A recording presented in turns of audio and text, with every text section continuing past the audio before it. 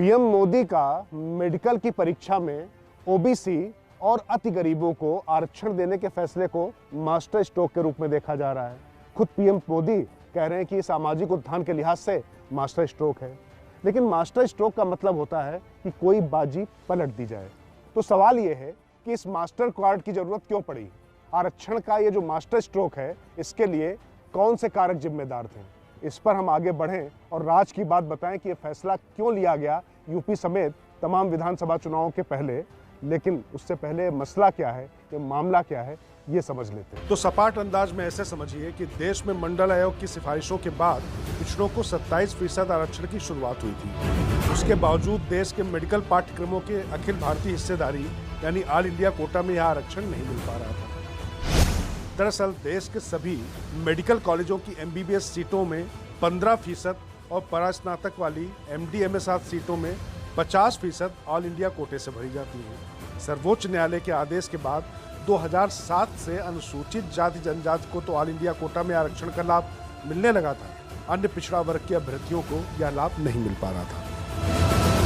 उत्तर प्रदेश चुनाव से ठीक पहले प्रधानमंत्री नरेंद्र मोदी ने मेडिकल पढ़ाई के ऑल इंडिया कोटा में अन्य पिछड़ा वर्ग के लिए आरक्षण के रूप में ये मास्टर स्ट्रोक खेला है। के इस मास्टर स्ट्रोक के पीछे आखिर राज की बात क्या है, ये समझने से पहले आपको पहले बीजेपी की स्थिति समझनी होगी।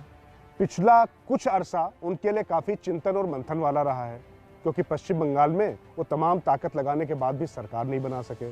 उत्तराखंड में उनको 2 बार मुख्यमंत्री बदलना पड़ा और तमाम राज्यों से मुख्यमंत्री बदलने की बात आ रही है।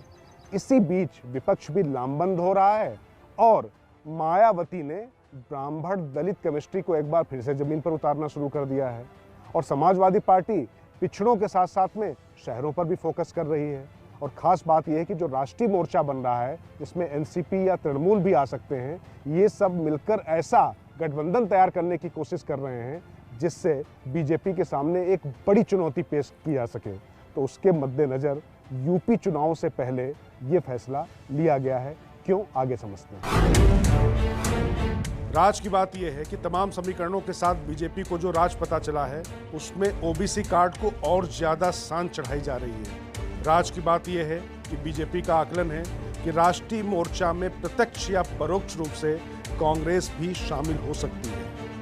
मोदी विरोधी नाभिक कौन होगा, यह प्रश्न अनुत्तरित है, लेकिन वो होगा और विपक्ष मिलकर कड़ी चुनौती देगा, ये तय है। खास तौर से उत्तर प्रदेश पर सबकी नजर है, इसलिए बीजेपी ने अपना वोट प्रतिशत इतना बढ़ाने का फैसला किया कि कोई भी मोर्चा उसकी सत्ता की नींव को हिला ना सके। राज की बात यह है कि भारतीय जनता पार्टी का मानना है कि उसका अपना स्थायी वोट बैंक 20 से 22% रहता ही है। यह वोट बैंक विचारधारा और हिंदुत्ववादी चाशनी में डूबकर बीजेपी से जुड़ा है। पार्टी से बढ़ाकर 40 से 45% के आसपास ले जाना चाहती है। इसके लिए बीजेपी को पिछड़ों पर फोकस करना ही मुफीद लगता है। मोदी मंत्रिमंडल में विस्तार और उसके साथ ही पूरे उत्तर प्रदेश में जगह जगह पोस्टर लगे कि मोदी ने अपनी कैबिनेट में 27% पिछड़ों को जगह दी। ये बीजेपी के पिछड़े कार्ड की बानगी थी। अब मेडिकल में ओबीसी आरक्षण का फैसला इसी कड़ी का विस्तार है। ओबीसी कार्ड ही क्यों?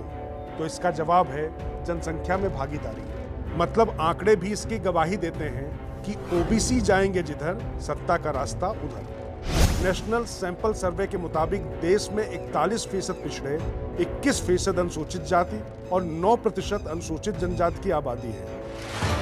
इसमें पिछड़े वर्गों पर फोकस कर भाजपा सत्ता से स्थायी जुड़ाव चाहती है। मतलब अगर राष्ट्रीय मोर्चा मजबूती से अस्तित्व में आता भी है तो इतना ज्यादा मत पार्टी के पास हो कि सरकार बनाने में कोई दिक्कत ना आए। ऐसा गुजरात में हो भी चुका है।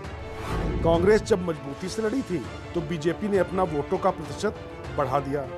इसे आजमाया जा चुका है और अब उत्तर प्रदेश विधानसभा चुनाव में भी इसी फार्मूले पर अमल की तैयारी है। बीजेपी पिछड़ा वर्ग की राजनीति को कितनी गंभीरता से ले रही है, इसे हाल ही के एक छोटे से घटनाक्रम से समझा जा सकता है। पिछले दिनों उत्तर प्रदेश बीजेपी पिछड़ा वर्ग प्रकोष्ठ के पदाधिकारियों की घोषणा हुई। वैसे तो तमाम प्रकोष्ठों के पदाधिकारियों की घोषणा हो चुकी थी, लेकिन पिछड़ा वर्ग के पदाधिकारियों की सूची संगठन महामंत्री सुनील बंसल समेत बीजेपी के तमाम गणमान्य नेताओं ने सोशल साइट्स पर ट्वीट किया या फेसबुक में डाला, उसको शेयर किया। आप समझ सकते हैं कि कितना चुन चुनकर इस मामले में चला जा रहा है। और यहाँ तक कि मोदी के मंत्रिमंडल में कितने ओबीसी मंत्री हैं, इसके भी होर्डिंग पूरे उत्तर प्रदेश में लगाए गए हैं। आप समझ सकते हैं कि ओबीसी पर ही किस तरीके से बीजेपी सबसे ज़्यादा आश्रित हो रही है। उसको ये लग रहा है कि हिंदुत्व के नाम पर अन्य वोट तो उसके साथ जुटेगा और जो नाराज हैं उनको 10% जो गरीबों को आरक्षण दिया गया है उनसे मना लिया जाएगा, नहीं तो ये वोट चंग भी बहुत बड़ा है।